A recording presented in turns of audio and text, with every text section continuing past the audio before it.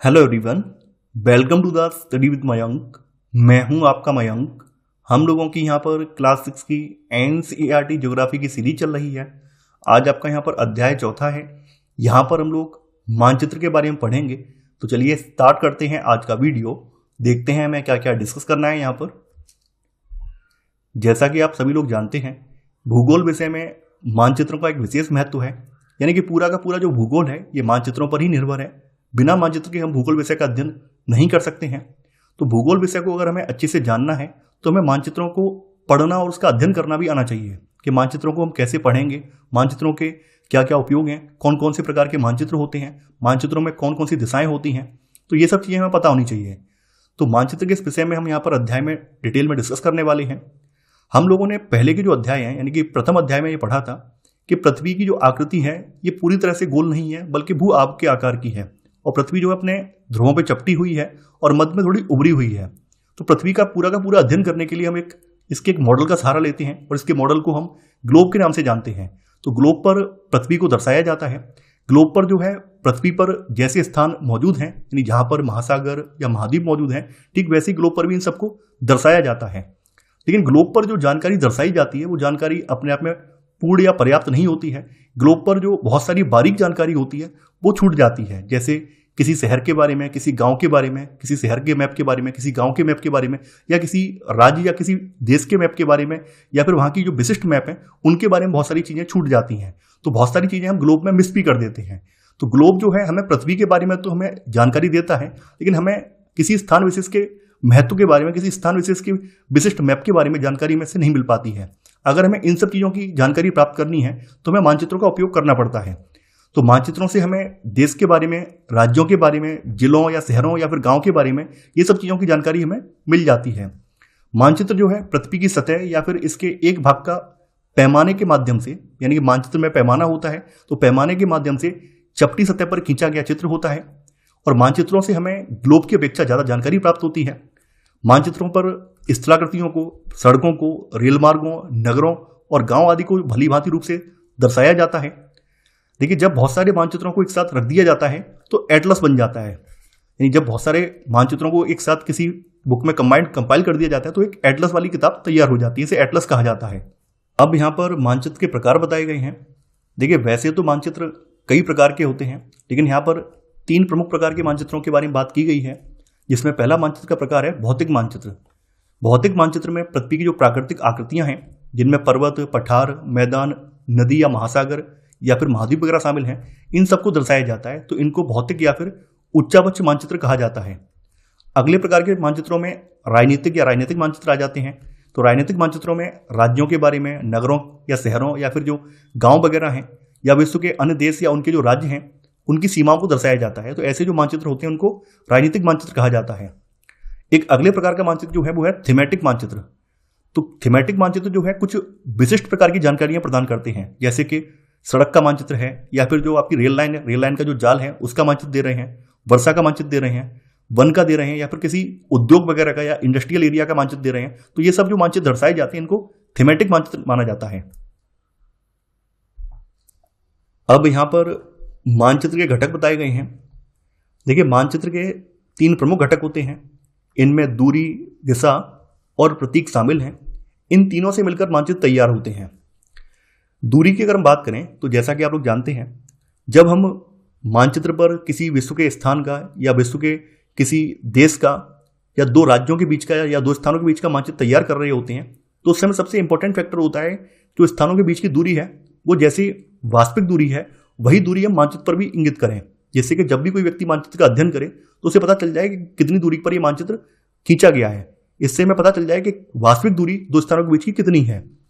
तो कई बार क्या होता है कि जब हम किन्हीं बड़े स्थानों का जब मानचित्र तैयार कर रहे होते हैं, कह सकते हैं किसी बड़े स्थान का या किसी बड़े क्षेत्र का मानचित्र हम तैयार कर रहे होते हैं, तो हम छोटा पैमाना इस्तेमाल करते हैं। यानी जो स्केल का साइज है वो छोटा इस्तेमाल करते हैं, जिससे कि बड़े स्थानों के बीच की दूरी है उसमें आराम से एडजस्ट हो जाए। जैसे मान लेते हैं यहाँ पर 2 स्थान है, एक स्थान ए है और एक स्थान बी है। इन 2 स्थानों की दूरी, बीच की दूरी जो है कितनी है, ये 500 किलोमीटर है। इनके बीच की दूरी 500 किलोमीटर है। अब इसको हमें मानचित्र पर दर्शाना है तो हम लोग क्या करेंगे, यहाँ पर छोटा पैमाना लेंगे। यानी हमने क्या किया, हमने मान लेते हैं कि 1 सेंटीमीटर जो है हमारा 100 किलोमीटर के बराबर है। तो हम क्या करेंगे, जो मानचित्र पर इन दो स्थानों को दर्शाएंगे उनके बीच में 5 सेंटीमीटर की रेखा डाल देंगे और साइड में कहीं लिख देंगे, जैसे यहाँ पे लिखा हुआ है कि 1 सेंटीमीटर 10 मीटर के बराबर है, ऐसी साइड में लिख देंगे तो पता चल जाएगा कि इन दो स्थानों के बीच की दूरी कितनी है, 500 किलोमीटर है। तो वही सब चीजें यहाँ पे बताई गई हैं कि मानचित्र जो है छोटे पैमाने पर खींचे जाते हैं ताकि स्थानों के बीच की दूरी जो है ये वास्तविक रहे। इसमें सबसे अहम रोल होता है स्केल का, यानी कि पैमाने का। जिस पैमाने की बात करें इसको स्केल या पैमाना कहा जाता है। तो पैमाना जो है स्थल पर वास्तविक दूरी और मानचित्र पर दिखाई गई दूरी के बीच का अनुपात होता है। जैसे मान लेते हैं कि आपके घर से स्कूल तक की जो दूरी है ये 10 किलोमीटर है, तो 10 किलोमीटर दूरी दिखाने के लिए हम क्या करेंगे, हमने यहां पर मान लेते हैं 1 सेंटीमीटर, मान लिया कि 1 सेंटीमीटर 5 किलोमीटर के बराबर है, तो हम आपके घर से लेकर स्कूल के बीच में यहां पर 2 सेंटीमीटर की एक गैप डाल देंगे या 2 सेंटीमीटर की एक रेखा डाल देंगे, जिससे पता चल जाएगा कि आपके घर से स्कूल की दूरी कितनी है, 10 किलोमीटर दूरी है, क्योंकि 1 सेंटीमीटर यहां रिप्रेजेंट कर रहा है 5 किलोमीटर को। ठीक ऐसे ही जब बड़े क्षेत्रफल वाले भागों जैसे कि महाद्वीपों या देशों इनको कागज पर दिखाना होता है तब हम लोग छोटे पैमाने का उपयोग करते हैं। एक बात आप अपने माइंड में उठा लीजिए, जितना बड़ा क्षेत्र होगा उतना पैमाना आपका छोटा होगा, यानी जितना बड़ा क्षेत्र होगा उतना ही पैमाने का साइज छोटा हो जाएगा, और जितना कम क्षेत्र होगा उतना पैमाने का साइज बढ़ जाएगा। अभी हम आपको समझाएंगे एग्जाम्पल से। तो यहाँ पे एग्जाम्पल यहाँ पर दिया गया है, उदाहरण के लिए मानचित्र पर 5 सेंटीमीटर जो है स्थल के 5 किलोमीटर को दर्शाता है, 500 किलोमीटर को दर्शाता है, तो इसको छोटा पैमाना वाला मानचित्र कहते हैं। जैसे यहाँ मैंने समझाया है कि दो स्थानों के बीच की दूरी जो 500 किलोमीटर है, इसको आपको यहाँ पर रिप्रेजेंट करना है, तो हमने यहाँ पर किया है एक छोटा स्केल साइज लिया है, यानी 1 सेंटीमीटर हमने मान लिया है 100 किलोमीटर के बराबर है। अब मान लेते हैं स्थान छोटा है, जब एक छोटे क्षेत्रफल वाले भाग को हमें दिखाना होता है, जैसे किसी गांव को दिखाना है, किसी शहर को कागज पर दिखाना है, तो हम क्या करेंगे, यहाँ पर बड़े पैमाने का उपयोग करेंगे। बड़े पैमाने का मतलब क्या है, जैसे स्थल पर 500 मीटर की दूरी है तो इसको हम 5 सेंटीमीटर से दर्शाएंगे, तो ये बड़ा पैमाना बन जाएगा। तो हमेशा आपको याद रखना है, जब भी हम बड़े स्थान को मानचित्र पे दर्शाते हैं तो हम छोटा पैमाना इस्तेमाल करते हैं। छोटा पैमाना मतलब जो स्केल का साइज है वो हमारा और छोटा हो जाता है। 1 सेंटीमीटर 100 किलोमीटर को रिप्रेजेंट करेगा, 500 किलोमीटर को रिप्रेजेंट कर सकता है, 1000 किलोमीटर को रिप्रेजेंट कर सकता है, या उससे ज्यादा भी रिप्रेजेंट कर सकता है। लेकिन जितना छोटा क्षेत्र होगा उतना ही पैमाना हमारा बड़ा होगा, यानी हो सकता है हमारा 1 सेंटीमीटर 1 किलोमीटर को रिप्रेजेंट करता हो, 10 किलोमीटर को रिप्रेजेंट करता हो, ऐसा भी हो सकता है ना। तो यहाँ पर वही चीज बताई गई है। तो इस प्रकार के जो मानचित्र हैं इनको बड़े पैमाने वाला मानचित्र कहते हैं, और बड़े पैमाने वाले जो मानचित्र हैं एक छोटे पैमाने वाले मानचित्र की अपेक्षा अधिक जानकारी प्रदान करते हैं। देखिए, जितने छोटे क्षेत्र का मानचित्र तैयार किया जाएगा उसमें उतनी ही चीजें ज्यादा होंगी, और जितना बड़े क्षेत्र का मानचित्र तैयार किया जाएगा तो वहां पर प्रमुख प्रमुख चीजों को दिखाया जाएगा, और बाद बाकी जो गौड़ चीजें होंगी या जो छोटी चीजें होंगी उनको छोड़ दिया जाएगा। तो बड़े पैमाने वाले मानचित्र जो है ये छोटे पैमाने वाले मानचित्र की अपेक्षा अधिक जानकारी प्रदान करते हैं, ये बात आपको ध्यान रखनी है। इसके अलावा दिशा का एक अहम रोल होता है। देखिए, जब भी आप किसी नक्शे को देखते हैं तो सबसे पहले आपके मन में ये आता है कि नक्शा किस साइड से देखना है, इसमें दिशा कौन सी है, उत्तर दिशा है, दक्षिण दिशा है, कौन सी दिशा से हमें नक्शा दिखना है। तो कभी भी आप देखेंगे, कोई भी नक्शा उठाकर देखें तो वहां पर एक एरो बना होगा इस तरह से, और ये एरो ये इंगित करता है कि ऊपर वाली जो दिशा है उत्तर दिशा है। और जैसे ही हमें उत्तर दिशा का ज्ञान हो जाता है तो हमें बाद बाकी दिशाएं पता चल जाती हैं कि इस साइड में इसका पूर्व होगा, इस साइड में इसका पश्चिम होगा, और नीचे की तरफ दक्षिण होगा। जैसे कि आप यहाँ पे मानचित्र में देख पा रहे हैं, यहाँ पर एक एरो बना हुआ है और एन लिखा हुआ है। एन का मतलब ऊपर की तरफ नॉर्थ है। तो कोई भी मानचित्र हो, मानचित्र में दिशा बहुत इंपॉर्टेंट होती है, बिना दिशा के हम मानचित्र को नहीं देख सकते हैं। तो अधिकतर मानचित्रों के ऊपर दाहिनी तरफ तीर का निशान बना होता है। जैसे यहाँ पर देखो, यहाँ पर नीचे बना है, नीचे की तरफ बना है, तो दाहिनी तरफ एक तीर का निशान बना हुआ है जिसके ऊपर उत्तर लिखा होता है, यानी यहाँ पर भी नॉर्थ लिखा है। तो यह तीर जो है उत्तर दिशा को रिप्रेजेंट करता है, और इसको उत्तर रेखा भी कहा जाता है। जब हमें उत्तर दिशा का ज्ञान पता चल जाता है तो बाद बाकी दिशाएं भी हम फाइंड आउट कर लेते हैं। तो इसकी सहायता से हम आसानी से दक्षिण, पूर्व और पश्चिम दिशाएं आसानी से फाइंड आउट कर लेते हैं। जो आपकी उत्तर, दक्षिण, पूर्व और पश्चिम, ये चारों जो दिशाएं हैं ये प्रधान दिग्बिंदु कहलाती हैं। इनको प्रधान दिग्बिंदु कहा जाता है। और जैसा कि आप लोग जानते हैं, दिक्सूचक या फिर कंपास एक ऐसा यंत्र है जिसकी सहायता से हम मुख्य दिशाओं का पता लगाते हैं। ये कंपास की जो सुई होती है, कंपास की सुई स्वतंत्र छोड़ने पर ये उत्तर दक्षिण दिशा में रुक जाती है। तो कंपास के जरिए हमें उत्तर दक्षिण दिशा का ज्ञान पता चल जाता है, और बाद बाकी दिशाएं इसकी मदद से हमें आसानी से फाइंड आउट कर लेते हैं। इसके बाद आ जाती हैं प्रतीक या सिंबल्स। तो जैसा कि आप लोग जानते हैं, मानचित्र में हम जो हमारे रियल लाइफ के स्थान है, वास्तविक स्थान है, उनको तो हम फोटो के रूप में नहीं दिखा सकते हैं, या फिर अगर उनको दिखाने का प्रयास करेंगे तो मानचित्र बहुत जल्दी भर जाएगा, मानचित्र में स्पेस नहीं बचेगा। तो हम लोग क्या करते हैं, उनके स्थान पर प्रतीक या सिंबल का इस्तेमाल करते हैं। जैसे आपने देखा होगा, हॉस्पिटल का साइन इस तरह का होता है, प्लस का साइन हॉस्पिटल का होता है ना। कई बार आपने देखा होगा बहुत सारे साइन है, रेलवे लाइन का इस तरह का साइन आपको देखने को मिलेगा, ये रेलवे लाइन की पटरी का साइन होता है। सड़कें पक्की हैं या कच्ची हैं, पक्की सड़क का साइन डबल डंडे से दिखाया जाएगा। कच्ची सड़क का साइन जो है डबल डॉट में ही जो आपकी लाइन है गैप वाली उससे दिखाया जाएगा। सीमा का साइन इस तरह से दिखाया जाएगा, है ना। नदी, कुआं, तालाब, नहर या पुल, उनका साइन इस तरह से दिखाया जाएगा। जो आपके धार्मिक स्थल है जैसे मंदिर है, गिरजाघर है, मस्जिद या छतरी है, उनके साइन इस तरह से दिखाए जाएंगे। पोस्ट ऑफिस को शॉर्ट में पीओ लिखा जाएगा, पोस्ट एवं टेलीग्राफ ऑफिस को पीटीओ और पुलिस स्टेशन को पीएस लिख दिया जाएगा, जिससे आपको पता चल जाएगा कि यहाँ पर ये स्थान है। जैसे पेड़ हैं या घास हैं, यानी कि हो सकता है यहाँ पे आपका वन वाला एरिया हो तो उसके लिए पेड़ दिखा दिए जाएंगे, जो आपके खेती वगैरह वाले स्थान होंगे उनके लिए घास दिखा दी जाएगी। तो इससे पता चल जाएगा कि ये स्थानों पर ये चीजें मौजूद हैं। ठीक है, कई बार क्या होता है कि हम लोग कहीं नई जगह पर जाते हैं, जैसे मान लेते हैं कि अब तो गूगल वगैरह का चलन है, अब तो गूगल ने बहुत सी चीजें आसान कर दी हैं कि हम हाल गूगल पे सर्च कर लेते हैं, देख लेते हैं, पूछ लेते हैं। लेकिन आज से पहले जब गूगल का चलन नहीं था तब क्या होता था, तब लोग ऐसे नक्शे रख के ले जाते थे और जो भी साइड में, रोड के साइड में सिंबल लगे होते थे, उन सिंबल्स की मदद से लोग पहुंचते थे कि यहाँ पर ये स्थान है, यहाँ पर ये स्थान है।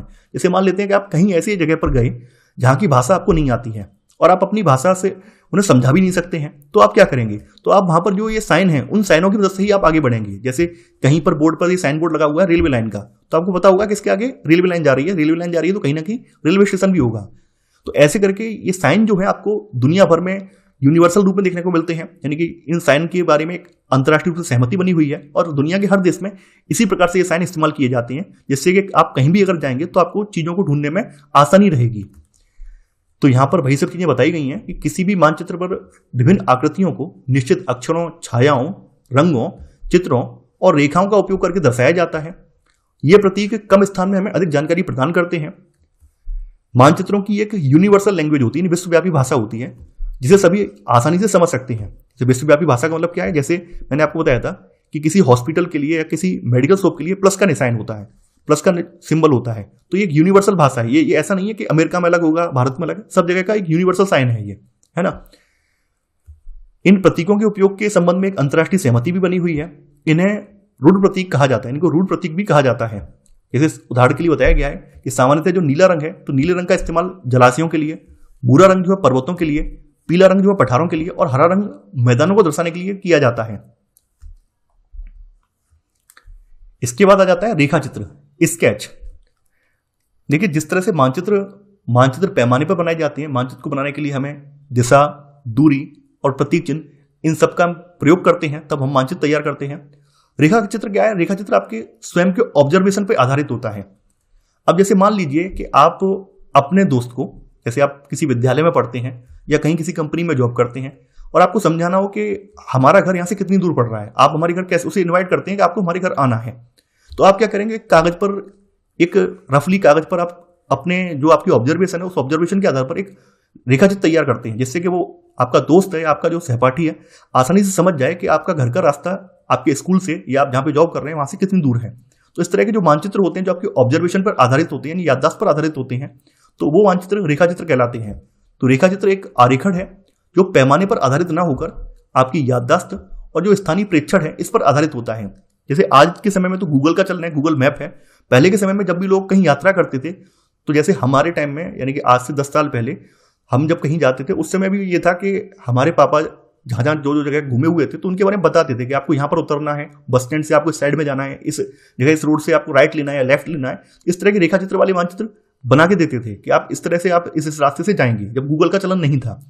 तो अब तो गूगल मैप का चलन है तो लोग मैप के जरिए फाइंड आउट कर लेते हैं। पहले के समय में लोग ऐसे ही जाते थे, लोग अपने स्थानीय जो ऑब्जर्वेशन है, ऑब्जर्वेशन और अपनी याददाश्त के आधार पर एक रेखा चित्र बना देते थे, जिससे कि किस स्थान पर, नए स्थान पर पहुंचने पर लोगों को आसानी रहे। रेखा चित्र के बाद आ जाता है खाका या प्लान। तो एक छोटे क्षेत्र का बड़े पैमाने पर खींचा गया रेखा चित्र खाका कहा जाता है। जैसे आप देख पा रहे हैं ये खाका है, यहां पर आप छोटे क्षेत्र का बड़े पैमाने पर एक रेखा चित्र देख पा रहे हैं। कुछ ऐसी चीजें होती हैं जिन्हें हम कभी कभी जानना चाहते हैं, जैसे कि किसी कमरे की लंबाई कितनी है, चौड़ाई कितनी है। इसे इन सब चीजों को मानचित्र पर नहीं दिखा सकते हैं। जैसे मान लीजिए हम किसी स्कूल के परिसर का एक खाका तैयार कर रहे हैं, अब स्कूल का परिसर तो हम पूरा का पूरा मानचित्र पर नहीं दिखा सकते हैं, लेकिन हम अगर खाका तैयार करेंगे तो हम जो स्कूल के कमरों की वहां पर चौड़ाई वगैरह है, कितनी लंबाई है, कितनी चौड़ाई, वो दर्शा सकते हैं। तो इस तरह का जो खाका होता है ये हमें किसी स्थान विशेष में, जो आपका कोई स्थान विशेष है, वहां पर कोई स्थान विशेष में जो भी वस्तुएं हैं, जो भी वहां पर जो एंटिटी हैं, उनके बारे में जानने के लिए जानकारी प्रदान करता है। तो उस समय हम लोग बड़े पैमाने वाला एक रेखा चित्र खींच सकते हैं और इसे खाका कहा जाता है। तो ये था हमारा आज का वीडियो। आई होप आपको आज का वीडियो पसंद आया होगा। आप लोग इस वीडियो को लाइक और शेयर करना बिल्कुल मत भूलिए। तो आज के लिए बस इतना ही। Thanks for watching. जय हिंद।